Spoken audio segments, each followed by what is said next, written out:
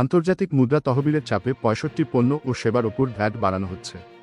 এ তালিকায় রয়েছে জীবন রক্ষাকারী ওষুধ, এলপি গ্যাস, গুঁড়া দুধ, বিস্কুট, আচার, টমেটো কেচাপ বা sauce, cigarette, juice, tissue paper, ফলমূল, সাবান, ডিটারজেন্ট পাউডার, মিষ্টি, স্যান্ডেল, বিমান টিকিট। রেস্তোরাঁ, হোটেল ছাড়াও অন্য যেসব খাতে ১৫% ভ্যাট বসতে যাচ্ছে। এছাড়া ভ্যাট বাড়ানোর ফলে খরচ বাড়তে পারে পোশাক ব্র্যান্ডের শোরুম, মিষ্টির দোকান, এইচআর কয়েল, এমনকি মোবাইলে কথা বলা, ইন্টারনেট ব্যবহার খরচও বাড়বে। এক প্রতিবেদনে বলা হয়েছে, সিগারেট খাত হল রাজস্ব আদায়ের সবচেয়ে বড় খাত। চলতি অর্থবছর সিগারেটের দাম ও শুল্ক বাড়ানো হয়েছে, তবে অর্থবছরের বাকি ৬ মাসে দাম ও শুল্ক আরও বাড়ানো হচ্ছে। এনবিআর বলছে, WHO নির্দেশনা ও রাজস্ব আদায় বাড়াতে সিগারেট খাতের দাম ও সম্পূরক শুল্ক বাড়ানো হচ্ছে। প্রতিবেদন বলছে, সম্পূরক শুল্ক ১.৫% হারে বাড়ানো হচ্ছে। দাম নিম্নস্তরে ৫ টাকা ও উচ্চ, মধ্যম ও প্রিমিয়াম স্তরে ১০ টাকা করে বাড়ানো হচ্ছে।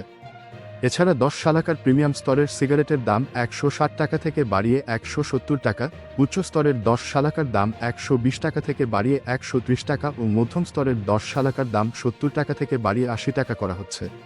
৩টি স্তরের সম্পূরক শুল্ক ৬৫.৫% থেকে বাড়িয়ে ৬৭% করা হচ্ছে।